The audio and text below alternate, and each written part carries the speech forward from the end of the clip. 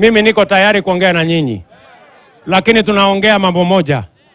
Wacheni, kama wewe ni kiongozi wa sasa, ama wewe ni kiongozi wa jana, ama wewe kiongozi wa kesho, musipange mambo ya vita Kenya.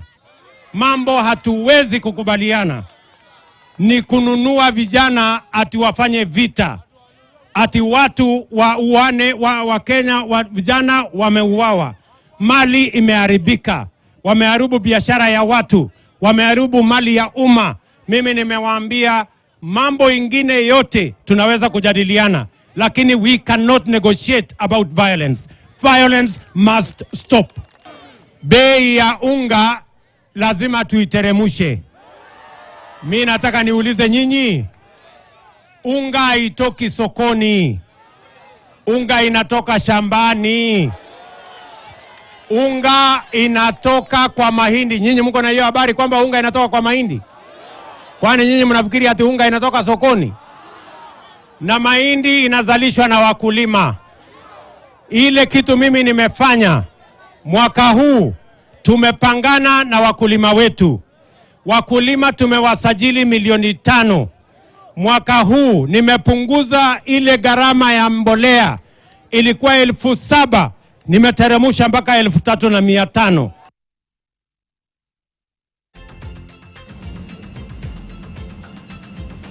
So there you have it. The president today speaking in Likoni in a stopover, just interacting with the residents, and he spoke to the talks, akisema ako tayari kuzungumza, lakini msipange mambo ya vita. Equally adding voice to the cost of living, saying the plans are underway. As a matter of fact, it's included in the Kenya Kwanza manifesto. So it's just a matter of time.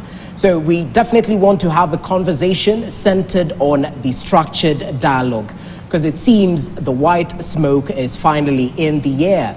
The two teams might have reached a consensus, but what really are the issues on the table? That's where the diverging view is. And allow me to introduce my esteemed panelists joining me today. Two professors and one soon-to-be professor, I hope. Karibuni sana. Professor Fred Ogolla, it's a pleasure to have you with us, not a new face to the station. Karibu sana. Asante. I hope you've been well. Very, very well. Asante. Yes. Thank you for your time. Equally joined by Professor Alfred Omenya. Karibu sana to the show. Hope you've been well, sir. Yes, very fine, Jesse. Yes. Yeah. Karibu Very sana. nation. Okay. Yes. Leonard Kafafa is equally joining us, not a new face equally. Asante sana for your time.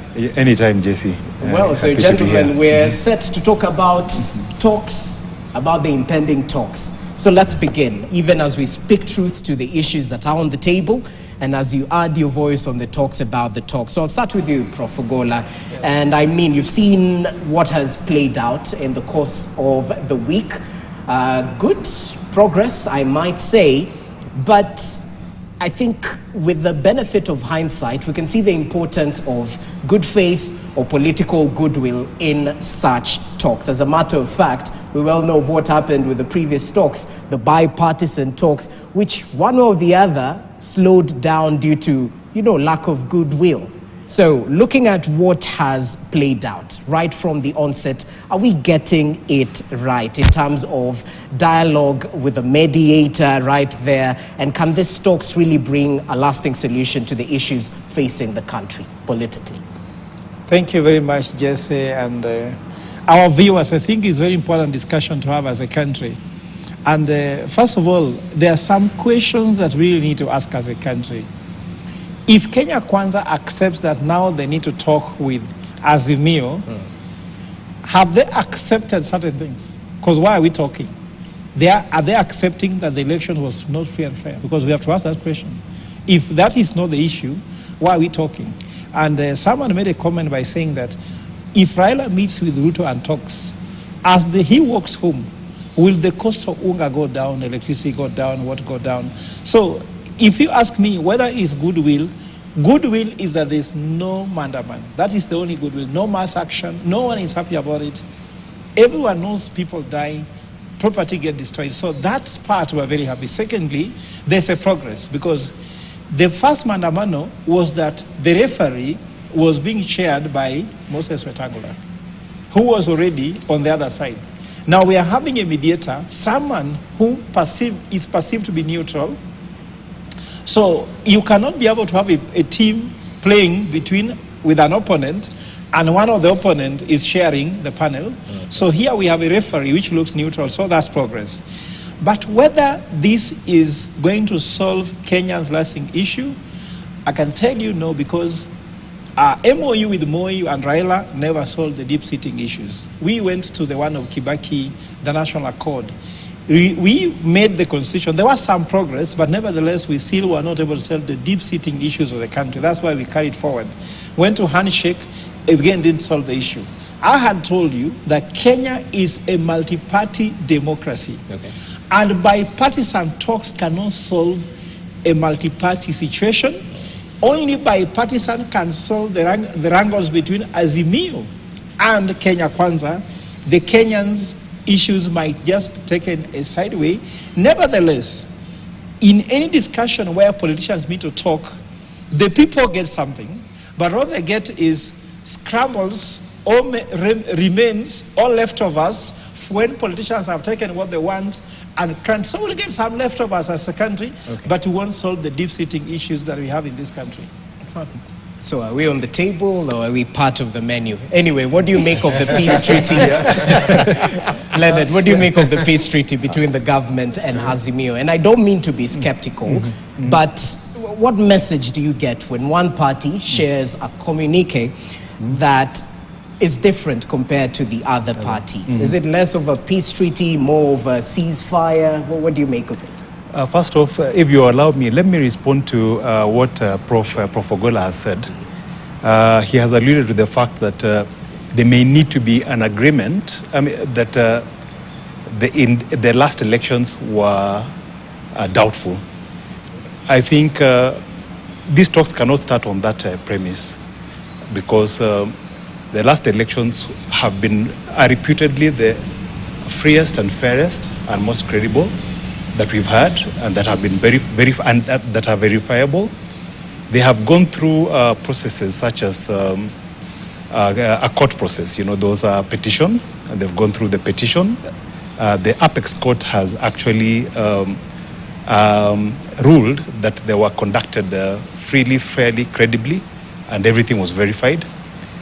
And the international community, who had sent observers, also ratified that election. So we can't begin on a premise, on the same premise that we had, say, in 2007, where we said that the election was stolen, or in 2017, where we said that the election was stolen. The premise has to be totally different. It has to do with the problems that are at hand. And even then, now back to your question, even then, the problems that are at hand are amorphous. They are a bit difficult to define, because Kenya Kwanza has come up with an agenda that it has publicly posted, and that seems to differ slightly from that of Azimio. Off the cards, on the Kenya Kwanza side, is the items like the cost of living, and that is a major issue when it comes to the Azimio side. Also off the cards, by way of sub judice, is discussions on the Finance Bill 2023. Rather, Finance Act, because it's actually an act right now, Finance Act 2023. According to Kenya Kwanza, that's off limits because it would be sub judice. But Azimio, I think, to the best of my recollection, seem to think that it should be on the cards.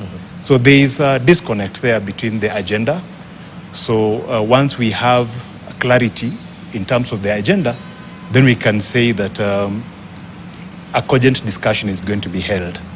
Yeah. Okay, and we'll definitely get to the agenda. But Prof. Omenya, generally, your view on this structured dialogue, is it finally white smoke, or we're definitely jumping the gun? A lot needs to be done before we actually have the talks. Yeah, thanks, Jesse. I think there is progress, as has been said by both Bonakafafa and Fred. Yes, and the progress really is that both sides have agreed to talk. I think the one thing that was clear, and that has been said over and over again, this time around is very fuzzy. the issues on the table are very fuzzy. What people are disagreeing about are also very fuzzy because, as Bwana Kafafa said, the issue of elections really was settled. And it's very clear Kenya Kwanza doesn't want to bring it to the table. Azimio, of course, insists on bringing a bit of that to the table, but that can be clarified, whether they're looking at the future, in terms of the issues of IBC and so on, or they're looking at the past. From their communication today, they seem to have, sort of clarified for themselves that they're more interested in the future in terms of the IBC and so on. I didn't. That clarity has been about the disputed elections has been becoming weaker and weaker. And I think now is almost non-existent on the Azimio side. But as I've said before, the issue really has not been the gravity of the issues that need to be discussed. The issue has been more lack of willingness of both parties to speak. Because I mean, for the first time, really, we've had a situation where what Azimio considers to be the most significant issue, which is the cost of living, Kenya Kwanza also considers to be an issue. And in fact, Kenya Kwanza said that, look, they're keen to hear what ideas Azimio actually has, and on the other hand, there are also some things that's already law, as it actually were, within the courts. So the problem has been that, how do you get the two to talk rather than what it is that they're talking about? In fact, for me, it would be like, a couple that, the marriage is collapsing because the couple don't want to talk. But what they're disagreeing about is that somebody called a dog a cat, which can actually be agreed quite quickly. But the problem really, I think, unlike the previous disputes that we had, where the dispute was very, very strong, very, very obvious, I think the bigger problem we have now is the unwillingness of the political class to talk. That just seems to be the issue. And I think what is even more amusing to me when I listen to both parties, I think for the first time, allow me to call the political class in Kenya juvenile.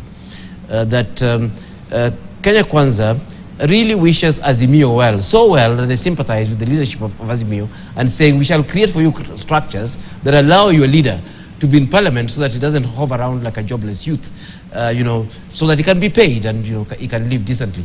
And Kenya Azimio is saying, no, we are not interested in that. Those are your issues. As we are interested in in issues of cost of living, and so on. Yes. So the point I'm trying to raise here really is that I think it's very easy for the two groups to close ranks on literally everything that they're discussing really. Yeah, because a lot of the things that are being fronted on the table are issues that, if you're to ask me, the issues that Kenya Kwanza is putting on the table, I don't think are even issues that are so critical for Kenya Kwanza. In fact, they purport to be doing it for the sake of Azimio. and the things that Azimio is actually putting on the table, and that's why there's a lot of undertones about the real issues. Is about Kenyans, which also Kenya Kwanza generally agree with. They're just approaching them differently. But having said that, in fact, today I was in a meeting with in a function the whole day with the leader of majority, with the deputy president and others, and just listening to them, you can actually see that the fears are not even the issues that were about the table. Whatever they discussed had nothing to do with what Kenya Kwanza has suggested to be the issues. In fact, what had been discussed largely today, and even was about fear of a handshake and sharing government, which none of the parties have put on the table. And then of course the issues of you did this, I have done this. So that's around demonstrations. You brought your people on the streets, so we brought the police to harass you.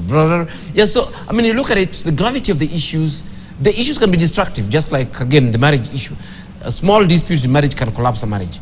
But the issues per se are not very complicated issues compared with what crises we've had before. In fact, the real crisis we have now is that the two political camps are not speaking to each other. It's not about the gravity of the matters they should be discussing. Well, let's take a look at the issues, Ogola, as you come in, because the issues that have been fronted by both sides of the political divide, and that's where truly the rubber meets the road, as they say. Looking at Kenya Kwanza, just briefly, they committed to seize 5 issues: reconstitution of IEBC, implementation of 2/3 gender rule, entrenchment of the CDF, establishment of the Office of the Prime Cabinet Secretary, and the embedment of the Office of the Prime Cabinet Secretary. Apologies, I've repeated that. But equally, let's take a look at what Azimio fronted as the issues that they mention haven't changed. Number 1, cost of living, if we could have that on our screens. Number 2, issues of inclusivity. And number 3, audit of the 2022 elections and bipartisan reconstitution of IEBC, non-interference in coalitions, and accountability and probe into police brutality. As Prof mentioned, they're talking about the same issues, but the approach is different. Because listening to Azimio, they mention the cost of living is priority, but our approach is repeal immediately the Finance Act 2023. Yeah. On the Kenya Kwanza side, they mentioned that, we are dealing with the cost of living. Give us time. As a matter of fact, it's in our manifesto. Yes. And we've put up policies that are dealing with this. So what do you make of the difference in opinions? Because eventually, these opinions need to meet at the negotiating table. I think that's why we have the mediator. Remember in the previous scenario between when Kofi Annan was the one doing the mediation, we also had those different scenarios where Raila said, I won fairly and squarely and I should take over the government. And Kibaki said, I won fairly and squarely and I've already formed the government. You can only be part of that government. I remember in the end, they said, first of all, shake hands, which means they sorted out the issue that Prof was talking about, the issue that the couples are talking. Then now issues come later. And I can tell you, if you look at it, we ask ourselves, are the issues more important than the fact that we need to have goodwill first? According to me, you need to have goodwill first. So that's why I told you before that before Raila Odinga calls President William Ruto, His Excellency the President, we have still not gone away from the election we had. In fact, that's why even in a traditional election process, normally you have a concessional speech is when you have now the winner taking a speech. The fact that there was no concessional speech, we are still in election mode. In fact, remember, even Uhuru had to shake hands with Raila, then later he called him the president, because before he was a despot. So this discussion will continue until, in fact, those issues can be ironed easily after there's goodwill. Because when there's no goodwill, it does not happen. I remember when I used to be a counselor, I left counseling because I was a very emotional person. A couple comes and the man says, I don't want this woman. Then I tell him, he says, get out over here, because if you are coming to me for counseling and you don't want the woman, why are we discussing? Just get away. Then the man says, okay, I'm sorry, let's discuss. So you have to start talking in condition that you want the woman. So Raila Odinga and Ruto has to come to discuss in condition that they want Kenya to move forward. So for me, the issues will be thrashed out by the mediator, because he's a mediator, he knows the skills. Even in football, normally someone comes, I want to start playing from the left, me, I want to play from the left. Then we have to throw a coin and we agree that let's start from the left, then the right. So that mediation will take place. Then the second thing I want to bring out about these issues here, if you look at Azimio's issues fronted, they have added something there about police brutality, which was not there in the previous one. Of course, that has happened because of what has happened in the last few days. Remember that Kenya Kwanza, as Prof says, there's some things very interesting there. Their strategy is to wish away the importance of the mediation. Because if you look at it, the issue they are fronting is to show you there's nothing serious. And if I'm wrong, look at Leonard's point. He says these issues are so amorphous that you cannot even define them. Yet there are issues which have been fronted. So the strategy for these guys is to wish away that this is not important. And that's why even someone says, look, the constitution of the thing, first of all, someone brings an Azimio MP before to sit in the panel, which shows they are saying this is not serious. Secondly, if you look at some of the people, I'm not interrupting them, Kenya, Azimio had mentioned that if you look at the people sitting in that panel, They are novices. Why have you chosen your novices to negotiate with our own high big team? Like, for example, you go to play football against Gor Mahia, and they give you their third team. So that's another thing to consider. Then, of course, before I end my conversation, Jesse, for me, what I would like us to think about here is that I made a statement on the economic solution to this issue. The economic solution to this standoff is that when we had Maandamano Day, and I quantify, we had almost 8 helicopters flying every 8 leading towns in Kenya.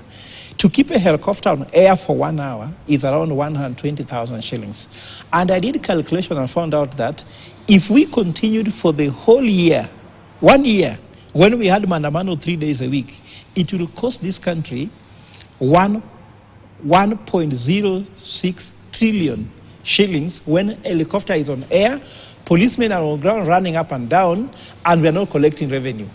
So I calculated, if what Raila can get, the best Raila can get in this thing is to get a prime minister position. Musalia Mudavadi is the current prime minister. His office is funded by 751 million shillings a year. And I told Ruto, ask Raila, what do you want? I give you prime minister's office, and I give you 950 million shillings a year to run with. Let me collect my taxes, and life continues. So it was economically beneficial for Ruto to have this discussion. Bring Raila and ask him whatever else he wanted this guy, apart from the presidency, just pick and go with it. And let us have peace. That's how we are. That's where we are. And I mean, so at the end of the day, Wanjiku is a little bit skeptical about these talks, because as the bold newspaper, The Standard, tomorrow's edition, puts it, the Hustler agenda takes back seat as talks begin. And we've seen this previously in terms of the handshake agreement between the former president and the current Azimio leader. It seems that he was a little bit too cozy for the population to feel that their grievances were being aired in the nature the former premier usually would. So in terms of structured dialogue, bringing solutions to economic issues, is it truly possible to talk about the state of the economy and find issues long-lasting that will solve it? If we must talk about issues that affect the economy, that affect Wanjiku, we cannot talk about Wanjiku and in the same breath talk about a handshake, because a handshake presupposes that it is the elite now who get the perks of government. They're the ones who benefit the most at the expense of Wanjiku. Wanjiku goes home with nothing. That was evident in the period following the handshake of 2018. Prior to that handshake, all the resources of the opposition were geared towards this sort of rocking the government to come to an accommodation for the benefit of Wanjiku. But after the handshake, Wanjiku was forgotten. In fact, the de facto opposition leader then, that is Honorable Raila Amolo Odinga, sort of quote-unquote abdicated his oversight role over the government. He went silent. And for that period, from 2018 all the way to 2022, nothing happened. The Uhuru administration was allowed to get away with literally everything. Things sort of fell apart. The president at some point became autocratic. There was no one to check him. The economy went south. There was profligate borrowing and spending. There was no one to offer oversight over that. Debt ceiling was raised multiple times. No one gave oversight. There was that sort of running the country willy-nilly thing that happened, and there was no oversight. So it was to the detriment of Wanjiku. Coming to talk about talks. Talks are not bad in themselves. If we use them, as we are doing right now, to diffuse the aspect of violence that has rocked the country from both the opposition, in terms of the demonstrators that they were unable to control, and from the government side, because they have the monopoly of violence, and they choose to exercise it as the constitution wills, you know, to control, to bring order, and that sort of thing. Unfortunately, there's always collateral damage when that happens. But now when you have talks, and these talks take away that specter of violence, because they act as a blow valve so that that tension or whatever it is released. It's a good thing. That is a good thing. Why this situation differs from that, say, of 2007 is because in 2007, the reason why there were compromises is because we did not have institutions that could be trusted to be arbiters, to be neutral arbiters of the protagonists and the antagonists of the day then. There was an election, the election was disputed. At the time, the courts were deemed to be packed with cronies of the president and couldn't be recourse to. That is why you had Kofi Annan coming in as an independent arbiter, Kofi Annan and his team, agreeing on a raft of issues, setting the agenda, including Agenda 4 and others. And we all know, basically, that's history. We know how it has come to be. And now the situation is radically different because we have institutions now that work. We have courts, we have judges who have been picked on merit, you know. There's a whole process of curating judges that is independent of the executive. Right. We have institutions like IPOA, the Independent Police Oversight Authority, whose mandate is to oversight the police. So if we have instances where we feel the police have used inordinate force against protesters, we go to IPOA. We don't go to ICC, as people have been suggesting, because these are institutions that have come up, and they came up as a result of the Kofi Annan mediation process. So we are in a different place altogether, totally different place from where we were before. Speak about the strength of our institutions currently as is, and equally looking at some of the proposals fronted by Kenya Kwanza, Azimio. Will this lead to changing of the constitution in any way? Are we looking at a BBI reloaded, quote unquote? And if so, are we advancing our constitution or mutilating it? No, granted that, Jesse, we've progressed actually in terms of establishment of the institutions. I would liken this more or less with, a company that has that actually has good structures and good intentions, but actually no company. They have no business. They've not started doing anything. The truth of the matter is that I don't think our so-called independent institutions have matured to the extent that they can actually be independent, and that's all of them, including this one of anti-corruption, which is, I think they should just disband. You look at them, and that's, let's look at it. Let's look at Parliament as an independent institution that does budgeting, that generates bills and so on. How did Parliament conduct itself in this particular matter that we're actually talking about? Parliament basically worked on the behest of the executive. In fact, it is an extension of the executive.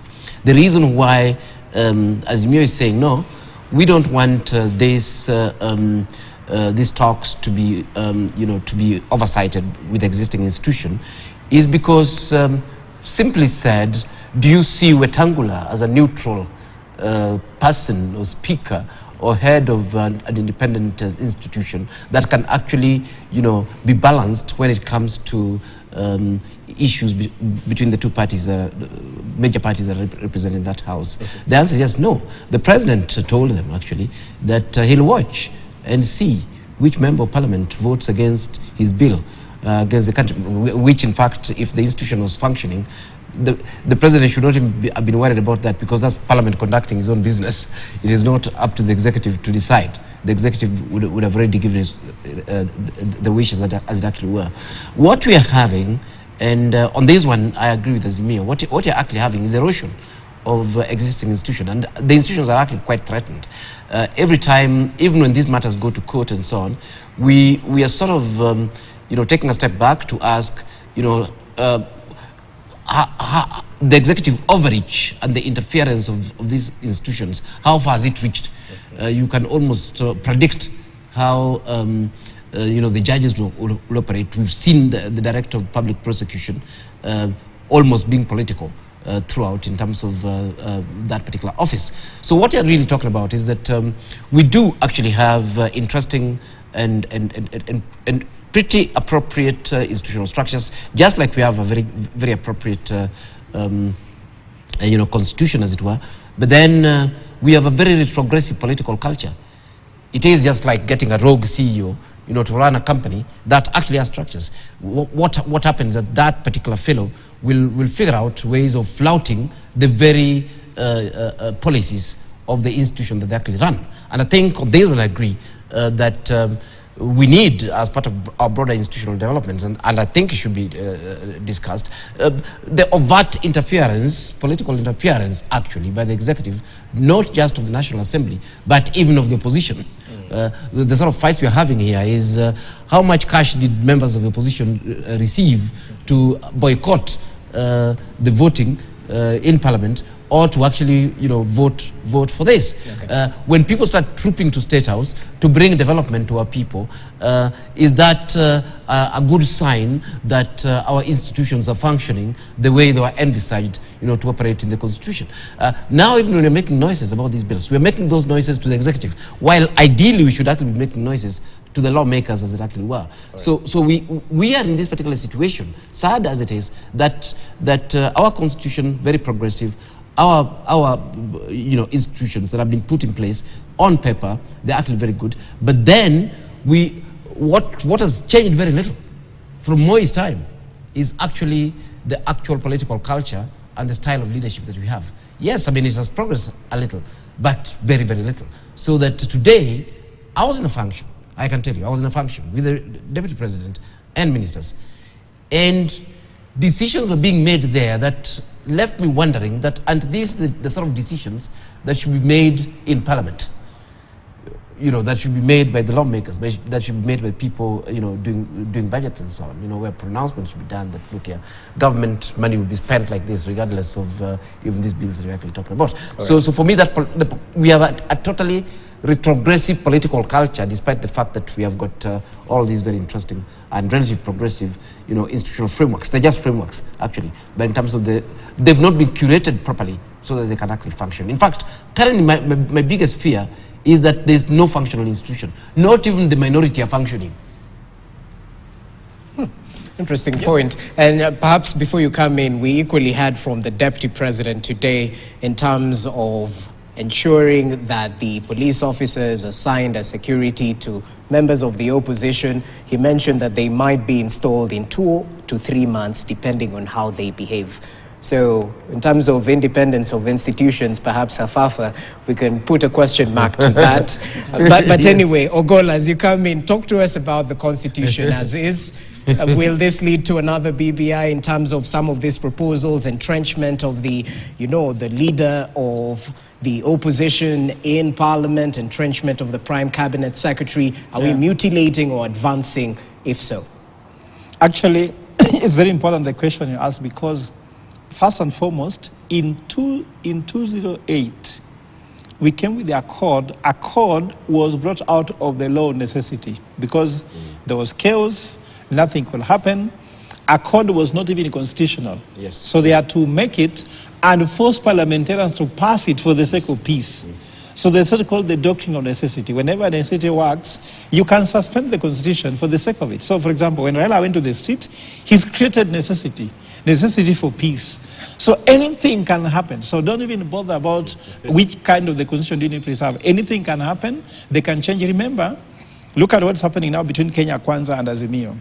They have fronted the issue of opposition, and Azimio has said they don't want it, and they're not interested in it. They even said it's unconstitutional.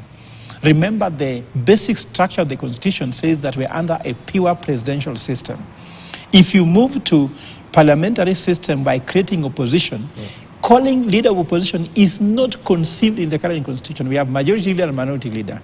By them, Kenya Kwanza suggesting leader of opposition, it means actually they want to batter the Constitution, to create a constitutional framework which does not fit in the basic structure of the Constitution, and it's very clear. To change the basic structure of the Constitution, you have to go to the people and do the popular initiative. Now it might be done somewhere in Serena, whether it will be Serena or which hotel, me, I do not know. Whether Obasanjo will sit with them, they can come with anything. Parliament will not legislate it. Parliament will only pass it after it has been agreed. Whatever will be agreed between the two camps will be passed in Parliament word by word. That's what happened during the Accord. So that is very clear, and I can tell you. And Kenya Kwanza is very conniving because they know that the Prime Secretary's office is illegal according to the Constitution. Yes. I even wonder how they are getting salaries, but it's illegal. So they are saying they will now legitimize it using these negotiations, these talks. So also be aware of that. And in fact, according to me, that Prime CS is actually the Prime Minister's office. It's only that Mudavadi is so weak that no one feels it. If you give that position to Raila, everybody will feel it, that is really a substantive position. But for Mudavadi, it looks like assistant minister in a certain ministry. Well, let's not. No, I'm trying to say, for sure, okay. For sure, it has a huge budget, but you don't feel it. Remember when I heard his statements in Mombasa, I was wondering, is this a Prime CS talking like this? Going to another thing, going just to the Central institution here, which is I'm also passionate about. Let me tell you what Jesse. It surprised me today that Nation, among other newspapers, published, even the Star, among other nations, people published that the lawyer of the president has written to ICC to investigate opposition. I'm sure you must have seen something like that. That's Kamodo. I tried to look for the letter to read it, but no media house could give me the letter. If you have access, you can tell. But my surprise is this.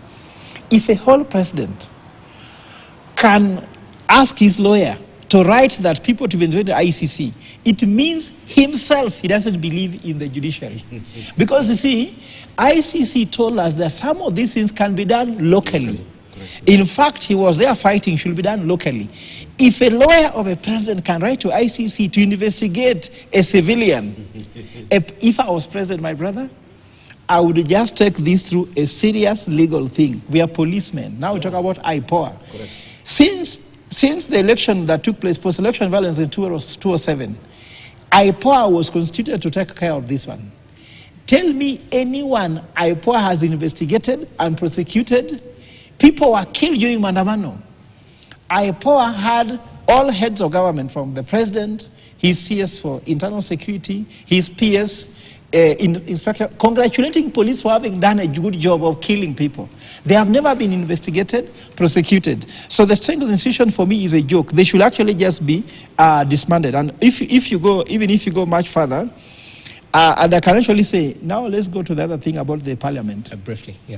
It's important that it's important for us to see this thing, because I'm saying that the level of people talking politics in Kenya is very much. People talk about politics too much, but with very little political awareness. Why am I trying to say so? You can talk politics, but not knowing what are the implications of those political things we talk about. So why I'm concerned about, Jesse, we have what is called the Finance Act, or the Finance Law, isn't it? That is what they call a money collection bill. It's for collecting money.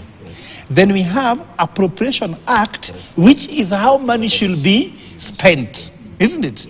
Then we have the so-called the house tax. Now the house tax is nowhere in the Parliament Appropriation Act, which means it will be collected using the Finance Act, but there's no appropriation according to Parliament, yet we have parliamentarians who should be seeing that, and they're just quiet. I'm telling you, the level of economic and political awareness in this country is amazing, and I would like to urge you in the media houses to do a lot of what we call civic education regarding the economic and financial awareness. No one sees this era. We'll go to court to challenge this era. It's completely glaring. And I'm surprised that parliamentarians are just quiet. Azimio, that is making noise, should be sponsoring a bill to challenge this instead of making noise saying that whatever it is. Everyone is just ignoring a glaring mistake. Me, I'm not an MP, but I can see it. Okay, interesting. Leonard, as you come in, speak to the Finance Act and the demands by Azimio to repeal it. First off, the Finance Act right now is the subject of a court process, and it was taken to court by members of Parliament from the Azimio side. So why is Azimio taking the Finance Act to an institution that it does not trust? If a prof here definitely is a representative of Azimio, quote unquote, I mean, in terms of the views that he bandies. And he has said that the judicial system is one of those institutions that have probity gaps. Why then subject the Finance Act to an institution that you don't trust? Then if you must subject the Finance Act to that institution that you do not trust, why not take another step of faith, a leap of faith, and subject your complaints about the excesses of police to IPOA? IPOA does not act on its own. It waits for you to forward complaints to it. Have you forwarded any complaints to IPOA? I can show you letters. No. Recently, or about the recently? Recently, yes. Yeah, and they have ignored, or they have not responded? Not responded. Yeah, but there's time. There's still time. You know, investigations. no, criminal investigations. Criminal investigations are not done willy-nilly. I mean, there's time. You have to investigate. You have to get concrete evidence before you prosecute these matters in court. Any examples in the past? Where No, we have had examples in the past where criminal prosecutions were run namby-pamby, and innocent people suffered. I'll give an example. Kenya Pipeline Corporation. Yeah, criminal prosecution directed by a rogue DPP and DCI and whatever, taken to court. Eventually, after 4 years, the people charged were set free by the judicial, after going through the entire judicial process. People accused of stealing money, people charged with charges that do not even exist in law, but they were set free after that entire court process. And those are the issues that we need to avoid, rushing everything that comes and just dashing it to court on the basis of an emotion or on the basis of a perception or on the basis of a feeling. Things have to be done in orderly. Allow institutions to work. Yeah, allow institutions to work. Allow institutions like the executive to work, because this is that's what I'm saying. Where's the evidence that they're working? No, there is evidence. I'll give you evidence. We're looking at that. Let's evidence. That let's talk about the cost of living. Before, let's talk about the cost of living. I mean, people have died in demonstrations over and over again. No, you want evidence about institutions working? Where it has worked. Let me give you an example. Let me give an example of how the executive is working.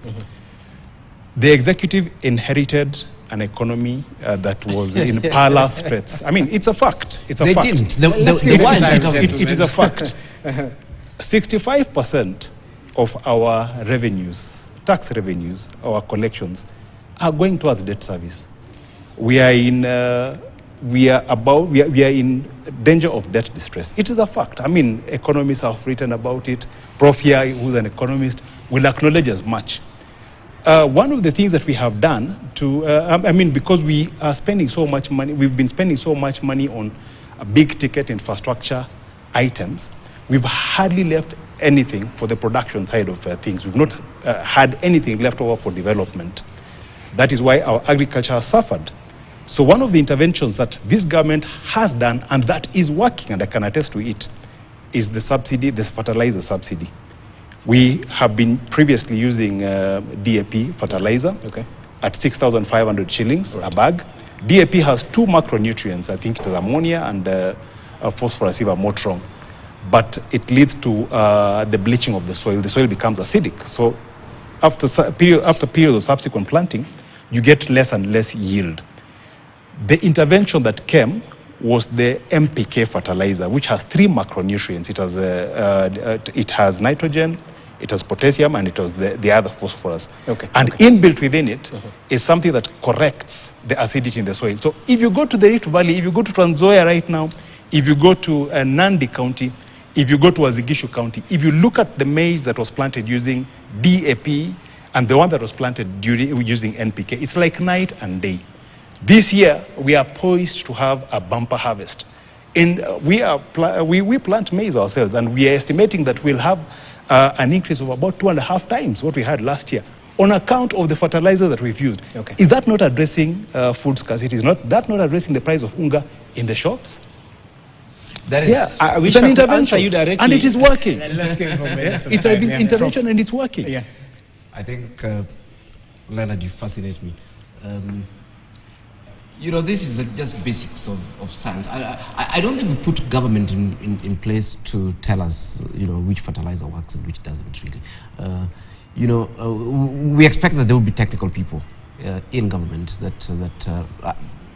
everywhere that would have this sort of information. So to credit government with a big success in changing the constitution of fertilizer is really, I think, that's a bit low. I expect government to operate at that broader policy level and push the country in terms of, in fact, these things that we're talking about, we expect the president and his people, to ensure that institutions are functioning, that policies are being made, that broader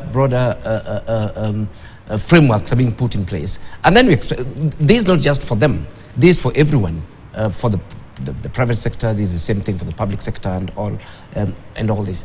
And you're not seeing any clarity of direction. In fact, this conversation we're having is just because of that sort of lack of clarity. Yeah, if you look at food security, and in fact, let's use that. So we look at food security, and this food security is looked at only, in such a micro way that yes, we give fertilizer. I mean, it is actually quite simplistic, because I mean, this has everything to do with the production of food. It has everything to do even with protection of our own, systems of production, sustainability.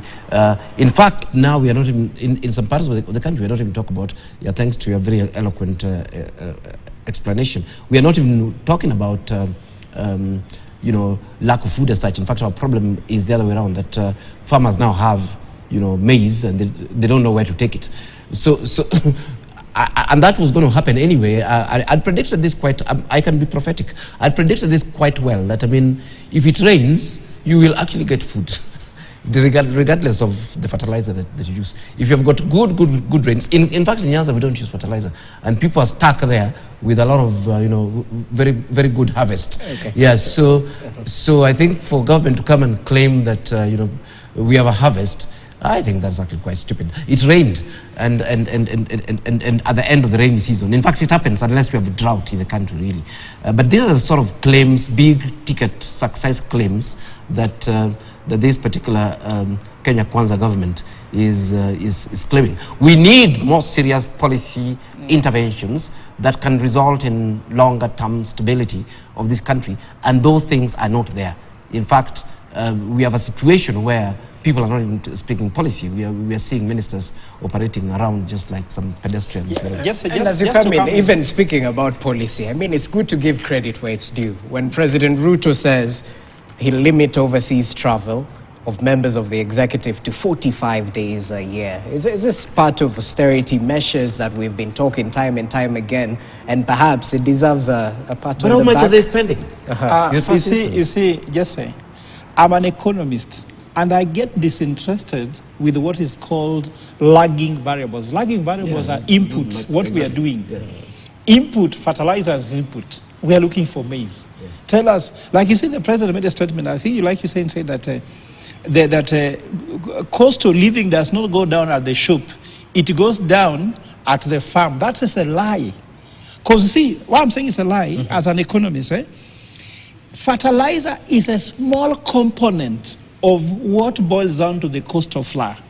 Because when you bring fertilizer, there must be plowing, there must be seeds, there must be watering, there must be harvesting, there must be transportation, there must be milling, there must be now retailing.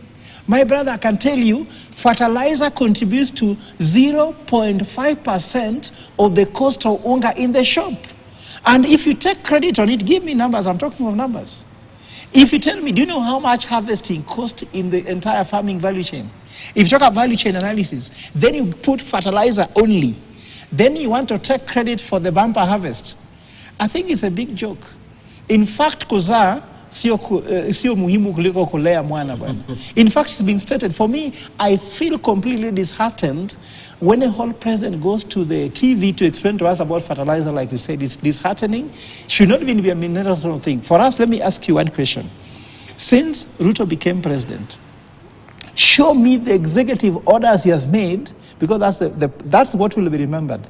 Which executive order? Limiting the number of travel for ministers is not an executive order. because it must pass through ministerial policy, because the government talks about executive order, then ministers come with the ministerial policies. Then we have departments that come with the departmental execution framework. Then agencies come with how to execute it.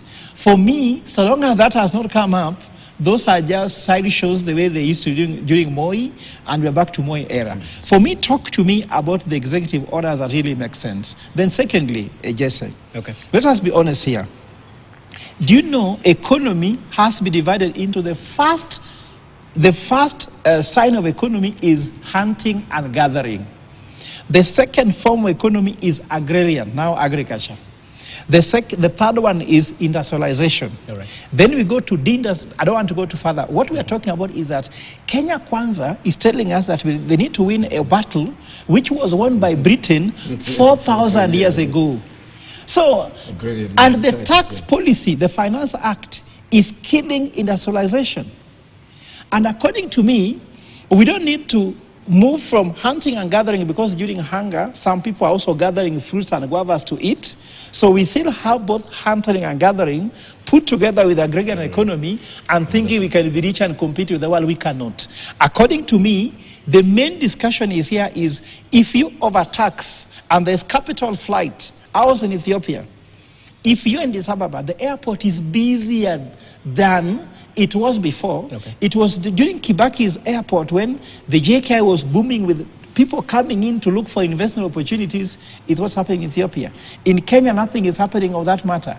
For me, the tax policy and the unstable tax policy, if somebody wakes up and says, I'm taxing this, I'm taxing that. So in the front page of the Nation, Standard, Star, every front page is about tax. Mara Zakayo this, Mara Zakayo that. Why don't we start talking about opportunities? When is the last time you saw opportunity in Kenya in the front page? You tell me. I think I've forgotten about it. I'm just seeing problems. I am andamano, or we see taxes being increased. We see people fighting. We see insults on the thing. Kenya Kwanza needs to, first of all, breathe what's called hope in this economy by the conversation it brings out. Start talking about, I don't know, Uhuru damage the economy. Uhuru said he's finished his work. Tell me what you have done in these days. You are making every bad policy after bad policy. You are telling us to give you more time. You have taken a turn heading to Naivasha, while you should take us to Machakos. Then you're telling us to wait for you. But we cannot wait for a ship which is taking the wrong direction. When the president speaks about a vibrant opposition, is repealing of the Finance Act 2023 the embodiment of a vibrant opposition? Should there be alternatives that are being posed on the table by the opposition in terms of collecting these monies that are needed? According to me, first of all, the president should not be talking about opposition. The president has a manifesto. That should not be his business. There's no opposition in Kenya. So are we throwing the baby in the bathwater? The Constitution 2010 does not envisage opposition.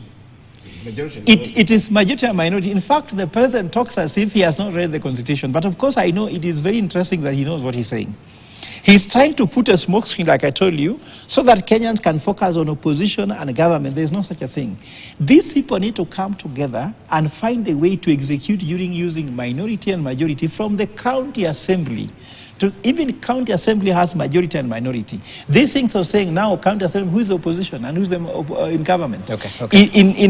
In national government the same way.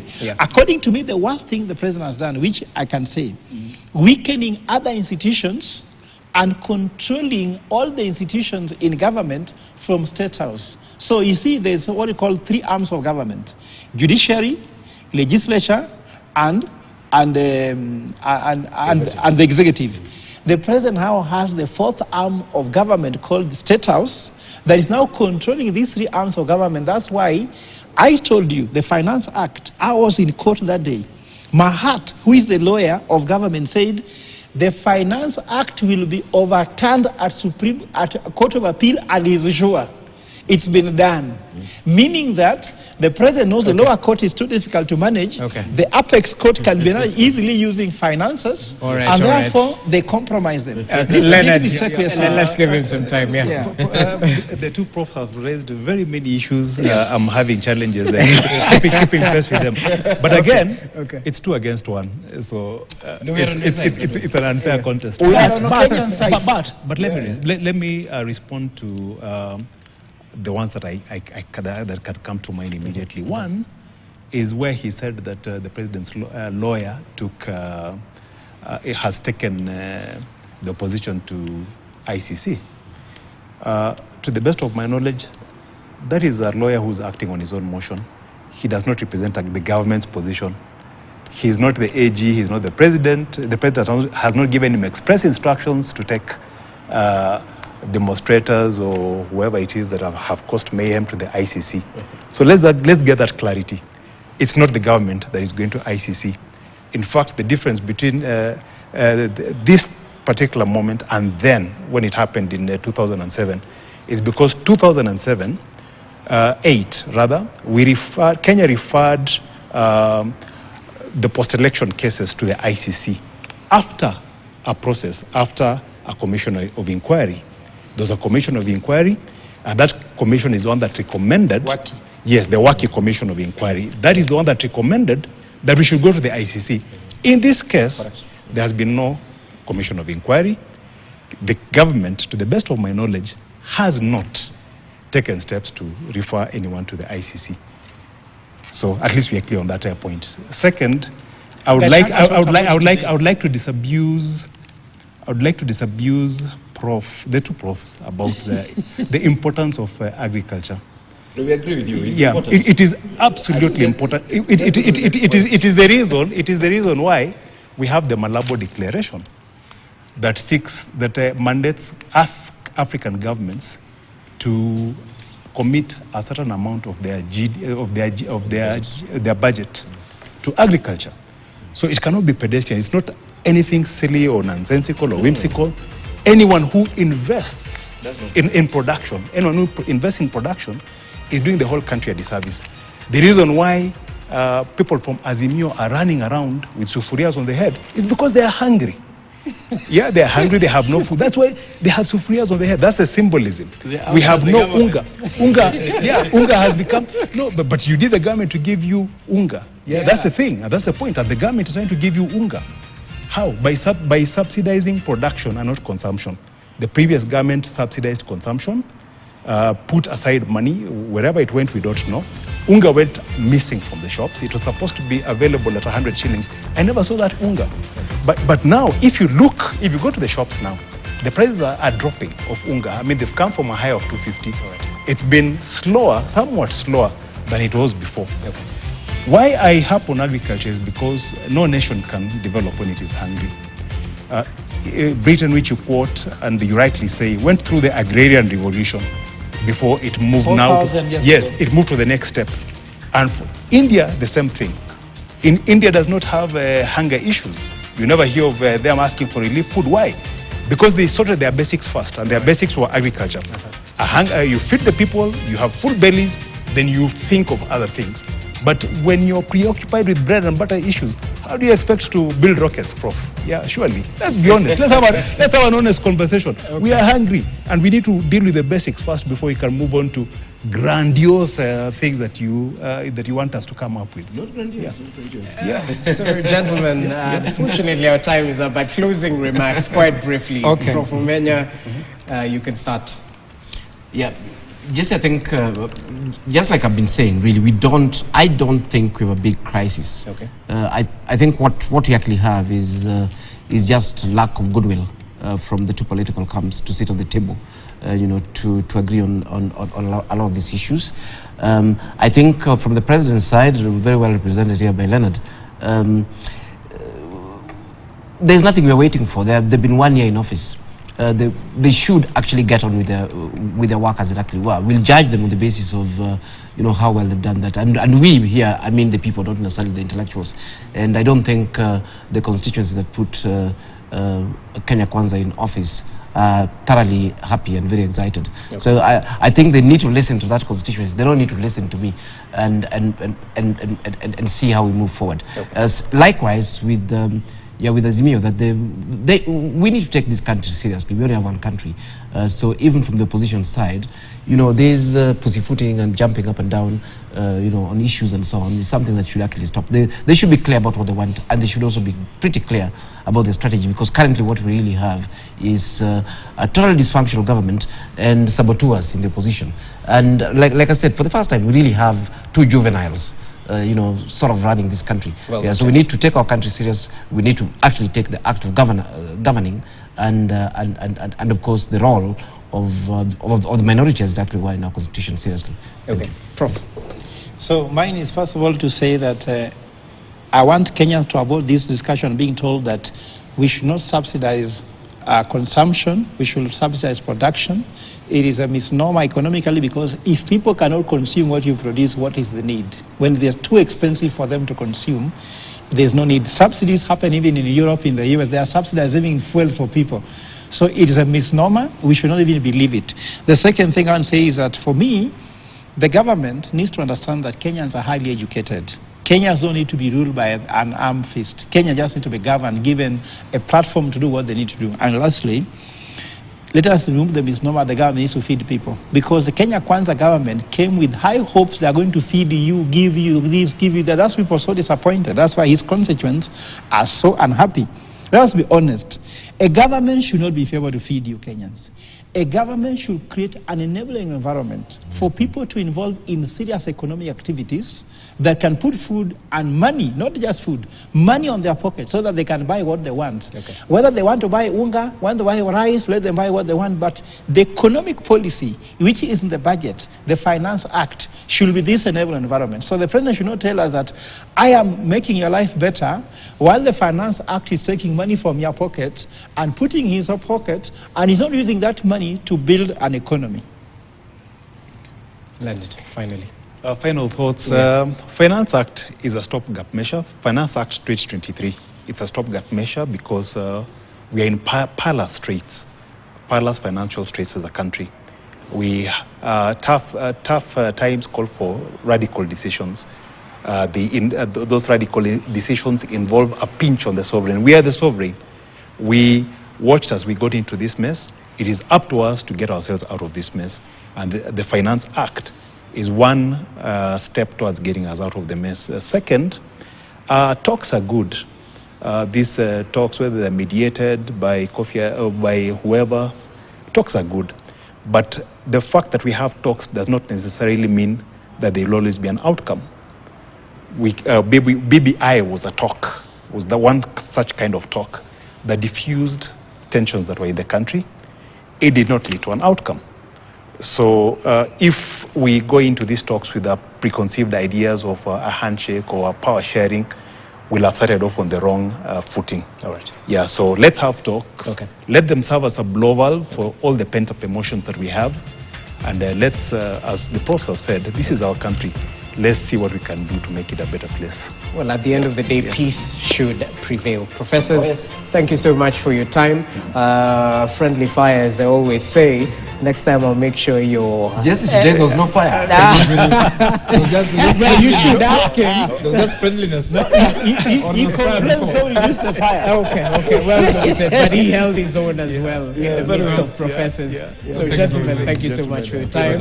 Prof. Fredo Gola, Prof. Alfredo Menya, Leonard Hafafa, Asanteni Sana. And that brings us to the end of today's edition of Checkpoint. Have yourself a fantastic start to the week and trust us to inform you about the latest news making headlines. Good evening.